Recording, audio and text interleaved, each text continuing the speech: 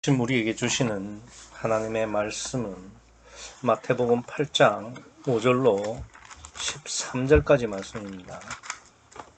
신약성경 신면 마태복음 8장 5절로 13절까지 말씀을 제가 봉독하도록 하겠습니다. 이 기록된 계시의 말씀을 봉독할 때에 지금도 살아 계셔서 우리 각 사람 심령 안에 실체로 거하시는 주님의 음성을 친히 들으시기 바랍니다. 예수께서 가버나움에 들어가시니 한 백부장이 나와 간구하여 가로되 주여 내 하인이 중풍병으로 집에 누워 몹시 괴로워하나이다. 가라사대 내가 가서 고쳐주리라. 백부장이 대답하여 가로되 주여 내 집에 들어오심을 나는 감당치 못하겠사오니 다만 말씀으로만 하옵소서. 그러면 내 하인이 낫겠삼나이다. 나도 남의 수하에 있는 사람이요 내 아래도 군사가 있으니 이더러 가라 하면 가고 저더러 오라 하면 오고 내 종도로 이것을 하라 하면 하나이다. 예수께서 들으시고 기이 여겨 좇는 자들에게 이르시되 내가 진실로 너희에게 이르노니 이스라엘 중 아무에게서도 이만한 믿음을 만나보지 못하였노라. 또 너희에게 이르노니 동서로부터 많은 사람이 이르러 아브라함과 이삭과 야곱과 함께 천국에 앉으려니와 나라의 본 자손들은 바깥 어두운 데 쫓겨나 거기서 울며 이를 갈미 있으리라. 예수께서 백부장에게 이르시되 가라 내 믿음대로 될지어다 하시니 그 시로 하인이 나으니라. 아멘. 찬송. 우리가 이제 하나님을 생각할 때 제일 먼저 생각해야 될 게 뭐냐면은 하나님의 속성 중에 제일 먼저 우리가 염두에 둬야 될 게 이제 전능성이에요. 전능이라는 것은 모든 걸 할 수 있다라는 그런 의미이기도 하지만 모든 것을 안다는 것도 포함이 되는 거죠. 그래서 하나님을 전지전능하신 하나님 이렇게 이야기를 합니다. 그래서 하나님은 모든 걸 다 아시죠. 그런데 오늘 본문을 보시면은 예수님께서 여기 보시면은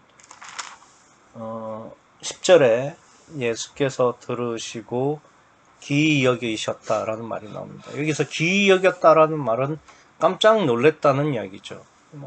그냥 놀랬다는 게 아니라 기절초풍할 정도로 놀랬다. 이렇게 보셔야 됩니다. 그러면은 금방 제가 이제 하나님은 전지전능하신 분이다. 모든 것을 아시는 분이다. 그런 말씀을 드렸는데 그럼 예수님이 하나님이시라고 한다면은 예수님이 이렇게 깜짝 놀라실 수 있는 분이냐는 겁니다. 만약에 예수님께서 이렇게 깜짝 놀랄 정도로 뭘 알지 못해서 이렇게 깜짝 놀라셨다면은 그럼 예수님은 하나님이 아니시지 않냐? 그렇게밖에는 생각이 안 되는 거죠. 그래서 이 기이 여겼다라는 말은 그냥 놀라는 정도가 아니라 헬라어로는 다우마조라는 단어인데 이 단어는 기절초풍했다라는 이야기가 되는 겁니다. 그러니까 이제 전지전능하신 하나님께서 그러니까 그런 하나님이신 예수님께서 기절초풍을 하셨다고 하니까 깜짝 놀랐다는 것은 아니 몰랐는데 알았다는 말 아니에요? 그러니까 모순이 되는 건데 그러면 이럴 수는 있겠죠. 예수님께서 깜짝 놀라는 척 그러니까 다우마저 하시는 척 하실 수는 있겠죠. 근데 이제 본문에 척했다는 말씀이 없을 뿐만 아니라 깜짝 놀라시는 척해도 하나님의 속성에 모순이 됩니다. 어떤 모순이 되냐면은 하나님은 전지전능하시면서도 또 절대선 절대의의 하나님이세요. 그렇기 때문에 안 그런데 짐짓 그런 척하면은 절대선의 모순이 되는 겁니다. 그래서 예수님은 하나님이시기 때문에 몰라서 다시 아는 것도 안 되고 알고 있는데 그런 척하는 것도 안 된다는 거죠.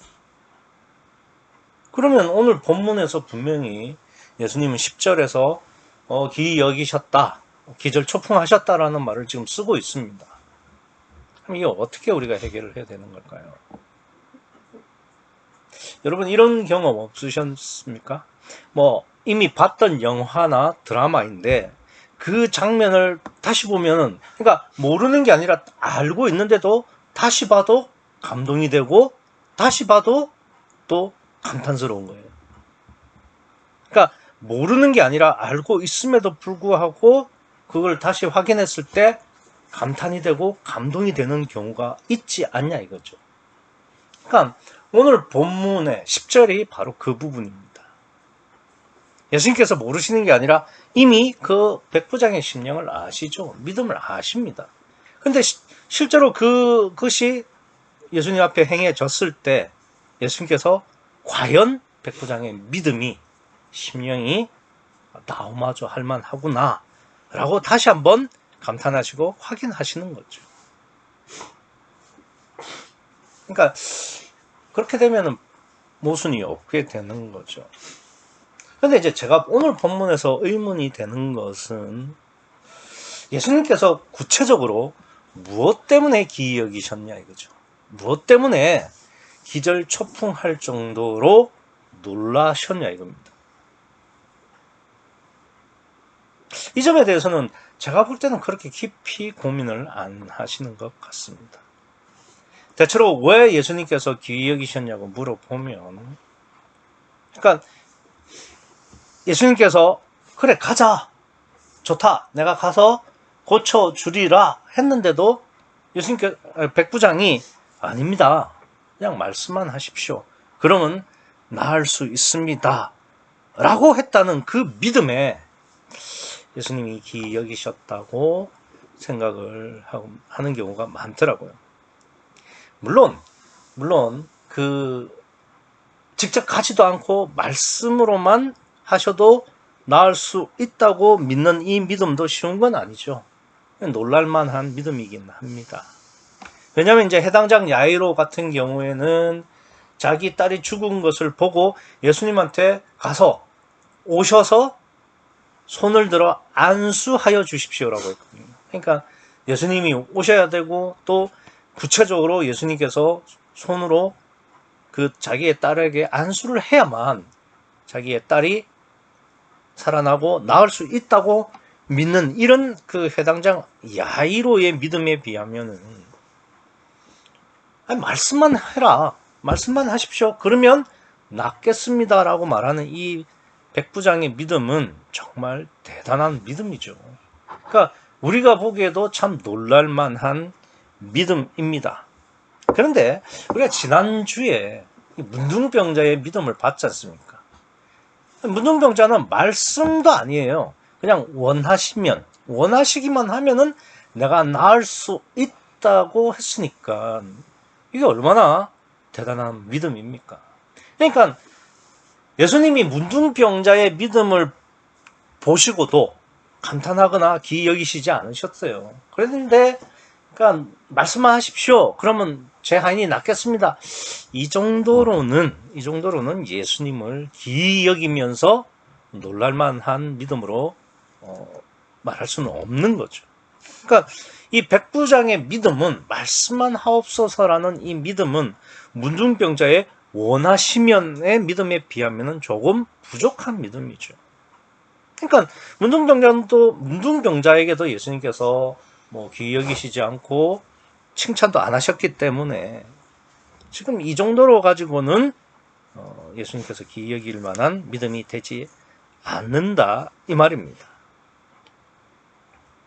아니, 문둥병자도 예수님께서 귀히 여기시고 칭찬할 수도 있었지만, 문둥병자는 예수님께서 뒤에 그러니까 그 소문을 내지 말라고 하는 것을 어기고 자기 마음대로 소문을 내서 예수님께서 다시는 드러나게 복음을 전하지 못했기 때문에 예수님께 그것까지 아시고 칭찬이나 놀라지 않은 게 아니냐? 아닙니다. 왜 아니냐면은, 물론 이제 마가복음이나 누가복음에서는 그러니까 그렇게 기록을 하셨죠. 그런데 이 그 마태복음은 문둥병자가 예수님께서 경계를 했는데도 문둥병자가 마을에 내려가서 소문을 전했다는 내용을 하지 않아요. 적지를 않습니다. 그럼 뭐 때문에 그러냐면은 마태복음은 그냥 믿음 자체를 문둥병자와 백부장의 믿음을 비교하라는 의미예요.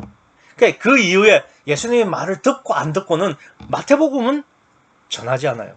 그것은 마태복음에서는 논외의 이야기라 이 말입니다. 그러니까 순수하게 믿음을 가지고 비교했을 때 문둥병자의 믿음과 백부장의 믿음 둘 사이에는 백부장의 믿음이 문둥병자의 믿음에 비하면은 부족하다. 그렇다는 이야기입니다.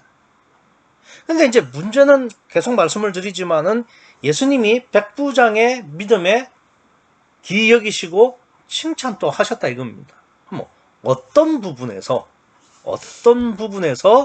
백부장이 예수님을 기이 여기게도 하시고 칭찬도 하게 하셨냐 이겁니다. 근데 계속 제가 말씀을 드리지만은 뭐 말씀만 하옵소서 요거 가지고는 안 된다고요. 왜냐하면 문둥병자도 그 믿음으로 예수님께 칭찬이나 귀 여김을 받지 못했어요. 그럼 무엇일까? 우리가 이제 좀 성경을 좀 있는 대로 볼 필요가 있습니다. 우리가 이제 지금까지 들었던 이야기, 그러니까 또 막연하게 생각했던 그런 생각들, 그런 걸로 백부장의 믿음, 즉 예수님께서 말씀만 하셔도 나을 거라는 그 믿음 때문에 예수님께서 기이 여겼다라고 생각을 할 수 있는데 그건 이제 우리 생각이고 누군가에게 들은 생각이죠. 사실 고정관념이고 또 내가 습관적으로 그냥 누구의 말을 듣고 그렇게 생각하는 거죠. 근데 이제 우리가 좀 더 그러니까 성경을 있는 대로 보고 또 꼼꼼하게 생각하면서 그렇게 왜 예수님께서 백부장의 믿음을 문둥병자에게도 하지 않은 비놀라기도 하고 칭찬도 했던 그것을 왜 백부장에게는 했는지를 한번 우리가 살펴보도록 하겠습니다. 지금 이제 8절을 보시면 이렇게 돼 있죠. 백부장이 대답하여 가로되 주여 내 집에 들어오심을 나는 감당치 못하겠사오니 다만 말씀으로만 하옵소서. 그러면 내 하인이 낫겠사옵나이다. 이게 이제 우리가 지금까지 보통 전통적으로 많은 사람들이 생각하는 예수님께서 백부장의 믿음에 대해서 귀히 놀라고 또 기이 여기시고 또 칭찬을 하는 이유다라고 지금 생각을 하고 있는데 그건 제가 지금 계속 말씀을 드리지만 문둥병자에 비하면은 더 뛰어난 믿음이 아니라고 말씀을 드렸습니다. 그러면 이제 이 8절이 아니면은 9절이죠. 9절을 한번 보시면 이렇죠. 나도 남의 수하에 있는 사람이요. 내 아래도 군사가 있으니 이더러 가라 하면 가고 저더러 오라 하면 오고 내 종더러 이것을 하라 하면 하나이다. 라는 말씀에 10절에 보시면 예수께서 들으시고 귀히 여겨 좇는 자에게 이르셨다. 그러니까 이 9절 다음에 10절에서 예수님께서 들으시고 귀히 여기셨다라는 말씀을 보시면은 그러니까 9절을 들으시고 10절에서 예수님께서 귀히 여기시고 칭찬하셨다. 이렇게 보는 것이 일단 순차적으로도 맞는 이야기고 지금 보시면 8절과 9절은 각각 독립적인 문장이에요. 그러니까 8절에도 하인이 낫겠습니다 하고 점을 딱 찍었어요. 그죠? 그 다음에 9절은 또 다른 말입니다. 그래서 나도 이러면서 또 이야기가 시작돼서 9절에 또 끝에 보면 하나이다 라고 마침표를 딱 짓습니다. 그러니까 8절과 9절은 각각 다른 문장입니다. 그러니까 이어지는 문장이 아니라 다른 문장이고 그러면 이제 8절 끝에 예수님께서 귀히 여기실 수도 있는 거죠. 또 9절에도 본문처럼 9절에 끝나고 10절에 귀히 여길 수도 있는 거죠. 근데 지금 본문은 9절이 끝난 다음에 10절에 했다 이거죠. 그러면 이제 이게 순서상으로는 8절은 패스했고 9절이 끝나고 나서 귀히 여기셨으니까, 그러니까 9절이 예수님이 귀히 여긴 그 이유가 된다, 이렇게 말씀을 드릴 수 있는 겁니다. 그러면 이런 반론이 가능하죠. 8절 9절 뭐 다 들으시고 예수님께서 전체적으로 귀히 놀라셨다고 말씀하실 수도 있지 않냐. 예, 물론 그럴 가능성도 있죠. 그런데 앞서 제가 말씀을 계속 드렸지만 이 귀히 여기셨다는 이 헬라어 단어 다움마저는 그냥 놀라는 정도가 아니라 우리 말로 하면은 깜짝 놀랐다는 건데 이것도 좀 부족해요. 그러니까 제가 기절초풍했다 뭐 이렇게 표현을 드린 겁니다. 그러면 한번 생각해 보세요. 8절에서, 그러니까 8절 말씀이 예수님께서 다오마조 할 상황이라면 8절에서 바로 기절초풍 하셔야지 9절까지 듣고 난 다음에 기절초풍 하는 거는, 이거는 말이 안 되는 거죠. 그러니까 이 다오마조라는 단어는 듣자마자 입이 떡 벌어지면서 우와 이러면서 깜짝 놀라는 거예요. 기억이었다는 말이. 그러면 8절 듣고 9절까지를 다 들은 다음에 우와 이렇게 하는 게 아니잖아요. 8절 듣고 그게 다오마자였으면 8절에서 다오마자 하셔야 돼요, 벌써. 근데 8절은 듣고 9절을 들으신 다음에 9절 다음에 다오마자 하셨다는 이야기는 9절이 그 직접적인 이유라고 말씀을 드리는 겁니다. 우리가 창세기 1장에 보면은 하나님께서 많은 것들을 창조하세요. 그리고 많은 것들을 창조하시면서 그 것마다 하나님이 보시기에 좋았더라라는 말씀을 하십니다. 그러니까 1장에서는 건마다 좋았다라는 말씀을 하세요. 하나님이 보시기에 좋았다라는 말씀을 하신다 이거죠. 그러니까 이 8절과 9절도 마찬가지입니다. 8절과 9절은 다른 건이고 그 9절이 하나님이 예수님께서 귀히 여기실 만 하셨기 때문에 9절에서 다오마조 하셨다, 이렇게 보셔야 되는 겁니다. 그러면 이제 9절에서 우리가 그 예수님께서 다오마조 했던 이유를 우리가 다시 한번 정확히 봐야 되겠죠. 9절을 다시 보겠습니다. 나도 남의 수하에 있는 사람이요 내 아래도 군사가 있으니 이더러 가라 하면 가고 저더러 오라 하면 오고 내 종더러 이것을 하라 하면 하나이다. 이게 뭐 별것 아닌 것처럼 보이지만 이게 굉장히 뭐라고 할까요? 이거 참 이런 말이 성경에 거의 기록되어 있지 않아요. 왜 그러냐면 지금 우리가 구절을 얼핏 읽어보면은 예수님께서 뭐 백부장에 집에 가실 필요 없이 말씀만 하셔도 낫겠다라는 말을 그냥 구절에서 뭐 설명한 거 아닌가, 이렇게 생각을 할 수 있습니다. 무슨 말이냐면은 아니 뭐 나도 누구의 밑에 있고 내 밑에도 누구가 있는데 내가 누구한테 가라고 하면 가고 오라고 하면 옵니다. 그러니까 마치 우리가 리모컨을 들고 스위치를 열면 TV가 켜지고 또 한 번 더 누르면 꺼지고 그러듯이 예수님께서 그냥 말씀만 하시면 내 부하가 하인이 나을 겁니다 라고 말하는 것을 설명한 게 아닌가, 뭐 이렇게 생각을 할 수가 있습니다. 그런데 지금 예수님께서는 실제로 이 8절, 그러니까 말씀만 하시면은 내 하인이 낫겠습나이다 라는 그 능력이 있으시죠. 왜냐하면 예수님은 엉덩이를 딱 붙이고 그 자리에서 말씀을 하셔도 지구 끝에 있는 사람을 고칠 수 있는 능력이 있어요.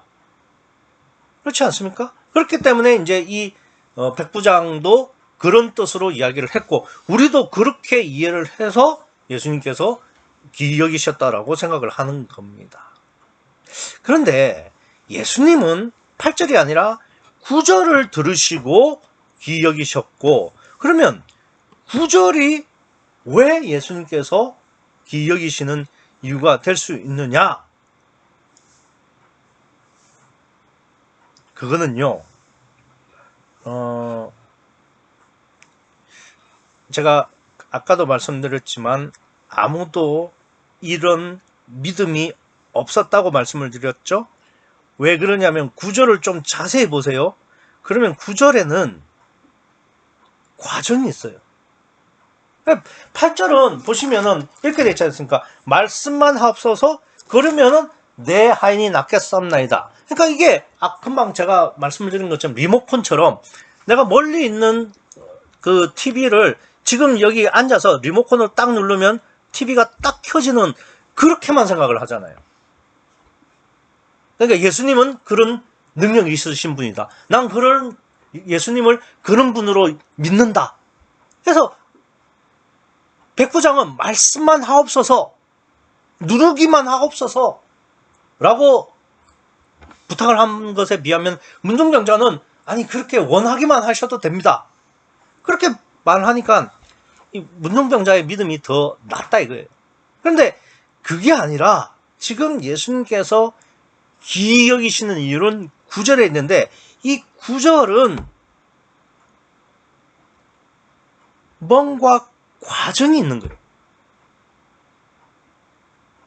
이 백부장이 말하는 것처럼 백부장은 조직의 중간에 있어요. 그러니까 백부장 위에도 누군가가 있고 백부장 아래도 누군가가 있는 거예요.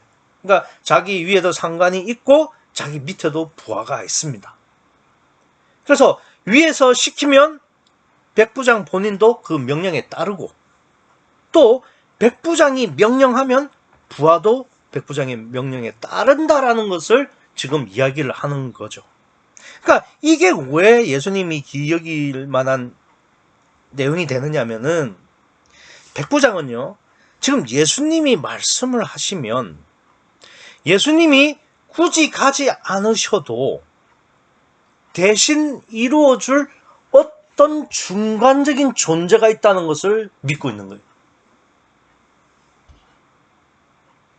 그러니까 지금 우리는 나라는, 그러니까 예수님께서 말씀만 하라는 이야기가, 그 예수님이 야, 네 하인 나아라. 그러니까 13절에 보시면은 내 믿음대로 될지어다. 요 말씀을 하시면은 그 하인이 낫다. 이렇게 지금 생각하잖아요. 근데 백부장은 그렇게 생각하는 게 아니에요. 예수님께서 내 믿음대로 될지어다 라고 말을 하면은 그 말을 받은 중간에 어떤 존재가 가서 하인을 낫게 한다라는 그 믿음이 있었다는 겁니다. 이런 말을 한 사람은 아무도 없어요. 그러니까 무슨 말이냐면은 지금 백부장은 예수님과 그 하인 사이에 누군가가 있다는 거예요. 누군가가. 그 누군가가 하인을 고쳐줄 거라는 믿음이 있다는 겁니다. 그러니까 예수님은 여기 계셔도 된다는 거예요. 그러면 결국은 누가 자기 하인을 고쳐주느냐? 예수님이 말씀을 하셨을 때 그 말씀의 명령을 받고 가는 그 누군가가 자기의 하인을 낫게 해줄 거란 믿음이 있다는 거죠. 대단한 믿음이죠. 예수님께서 귀히 여길 만한 믿음인 겁니다. 이런 말을 한 사람은 아무도 없었어요. 예를 들어서 우리가 하늘에 계신, 주기도문처럼 하늘에 계신 우리 아버지요. 그러니까 아버지에게 기도를 하는 거예요. 그러면 그 기도를 했을 때 하나님께서 응답을 하신다 이거예요. 그럼 우리는 어떻게 생각하느냐? 내가 하나님께 기도했으니까 하나님이 나에게 응답하셨지 라고 생각하는 거죠.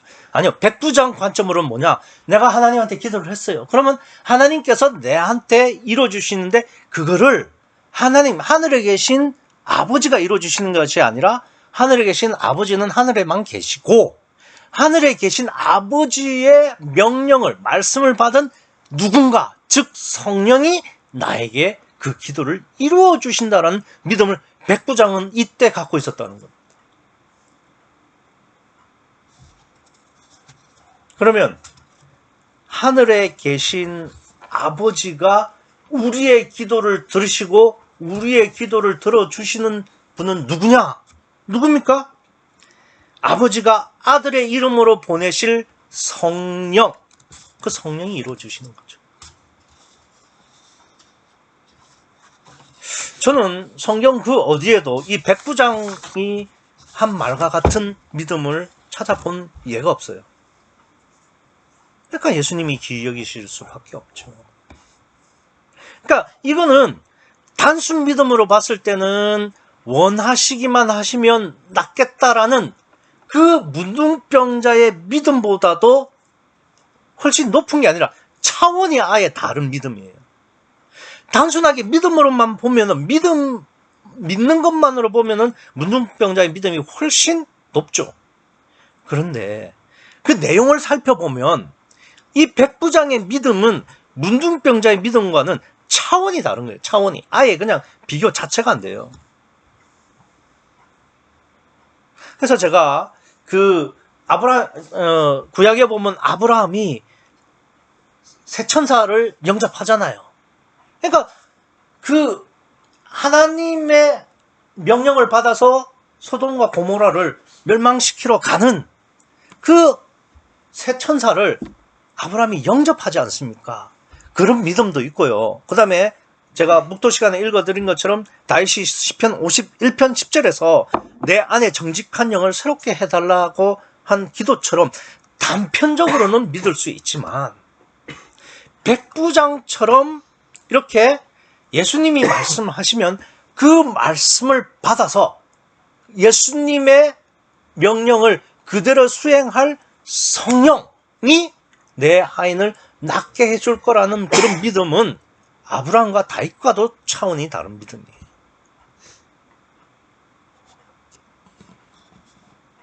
그래서 뭐 중간적인 존재가 있다는 것은 아브라함과 다윗도 어느 정도 믿음이 있었죠. 그런데 8절을 한번 다시 보겠습니다. 이 백부장이 아브라함과 다윗과도 어떻게 다른지를 제가 다시 말씀드릴게요. 8절을 보시면 백부장이 대답하여 가로되 주여 내 집에 들어오심을 나는 감당치 못하겠사오니. 지금 눈앞에 보이는 예수님, 공생의 예수님은 못 들어오신다 이거예요. 예수님이 들어오시는 게 아니라는 거예요. 자기 집에. 누가? 예수님의 말씀을 들은 그 중간 존재, 성령이 자기 집에 들어와서 그 하인을 낫게 할 거라는 믿음입니다. 이게 정말 대단한 믿음이에요. 그러니까 지금 예수님과 하인 사이에 존재하는 성령이 그러니까 공생의 예수님이 들어오시는 게 아니고 공생의 예수님의 이름으로 명령으로 오실 그 성령이 자기 집 자신 안에 들어오셔서 자기의 하인을 고쳐줄 거라는, 이게 사실상 임마누엘을 그대로 알고 믿는 믿음입니다.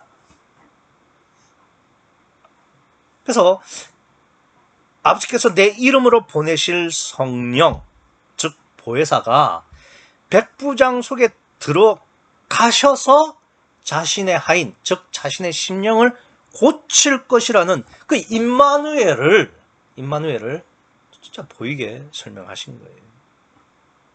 그것을 이 백부장이 믿고 있다는 겁니다.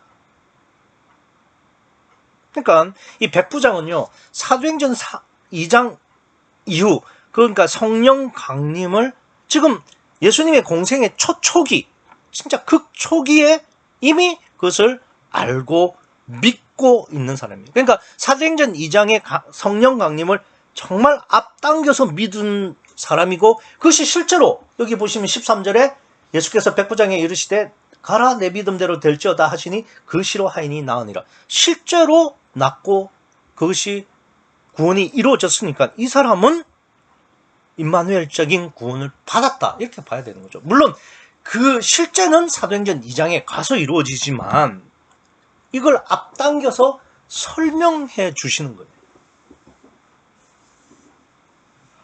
그래서 백부장은요, 그러니까 신약적 구원을 받은 마태복음상에서의 최초의 사람이에요. 그래서 예수님께서 11절에 이렇게 말씀하세요. 또 너희에게 이르노니 동서로부터 많은 사람이 이르러 아브라함과 이삭과 야곱, 이 세 사람은 확실하게 천국 간 사람이거든요.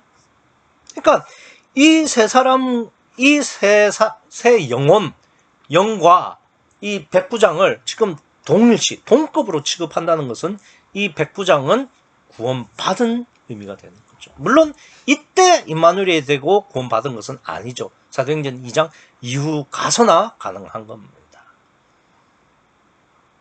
그런 의미로 또 그것을 원리적으로 설명하기 위해서 오늘 본문을 기록하셨다. 그래서 지금 예수님의 입장에서는 이 백부장의 믿음은 기절초풍할 만한 그런 믿음이다. 이렇게 보시면 되겠습니다. 근데 저는 좀 의문인 게 뭐냐면, 그럼 백부장은 어떻게 이런 임마누엘의 믿음을 알았을까? 또 믿을 수 있었을까? 그렇잖아요? 지금 예수님께서 그냥 단순히 마태복음상으로는 산상복음을 전한 게 전부예요. 어떤 표적이나 뭘 하신 게 아니에요. 그런데도 사복음서가 다 끝나고 예수님께서 십자가와 부활을 하신 다음에 승천까지 한 다음, 그러고도 시간이 지난 다음에 사도행전 2장에서나 성령 강림이 이루어지는데, 그것을 어떻게 미리 이미 3년도 전에, 훨씬 전에 이렇게 알 수 있었냐 이거죠.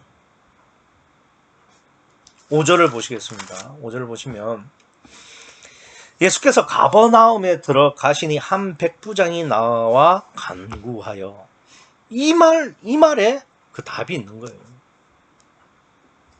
그러면 이게 사실 아무것도 아닌 것처럼 보이지만은 백부장은요, 우선 로마 사람입니다. 유대인이 아닙니다. 그러니까 그 로마는 치안을 전부 로마 군인에게 맡겼고, 로마 군인은 로마인이 아니면 안 돼요. 그렇기 때문에 이 지금 백부장은 로마 사람인데, 이 로마 사람이 지금 유대인, 그것도 젊은 청년에게 나왔다는 겁니다. 자기한테 오라고 한 게 아니라 나왔고, 그 다음에 강구했다고 되어 있는데, 이거 무릎 꿇었다는 이야기입니다. 그러니까 사실상 이 백부장은 목숨 걸고 예수님 앞에 나갔습니다. 왜 제가 이 말씀을 드리느냐면은, 그러니까 로마 사람이면은 지배인 아닙니까? 그러니까 식민지를 지배하는 사람이에요. 더군다나 군인이면 그 권력이, 파워가 막강합니다. 그런데 이 로마 사람이, 그것도 그냥 보통 로마 사람도 아니고, 그 군인이 그러니까 피지배인, 그러니까 식민지 통치를 받고 있는 유대인에게 무릎 꿇는다? 이거 로마법으로 처벌받게 돼 있어요. 로마법에는 피지배인, 그러니까 식민지 사람에게 로마 사람이 절을 하거나 무릎을 꿇거나 이러면은 처벌받게 돼 있습니다. 특별히 군인이 그렇게 했을 경우에는 사형을 당해요. 그런데 지금 이 백부장은 그렇게 하잖아요. 무슨 이야기냐면은, 지금 백부장은 목숨을 걸고 예수님 앞에 무릎을 꿇었다는 이야기입니다. 그냥 참 이 백부장의 심령이 얼마나 낮은 심령인지, 얼마나 가난한 심령인지를 5절에서 단적으로 말씀해 주고 있는 거예요. 그러니까 이런 심령이기 때문에 성령이 역사하실 수 있는 거예요. 아니, 성령은 시공을 초월하기 때문에 사도행전 2장 이후 그런 거 상관없죠. 그러한 심령이면 역사하시고 알게 하시고 믿게 해 주시는 거예요. 물론 절차상 사도행전 2장에 가서야 최초의 성령 강림, 임마누엘의 구원이 이루어지는 거지만, 그 전에 이론적으로 보여주기로는 이렇게 하실 수는 있는 거죠.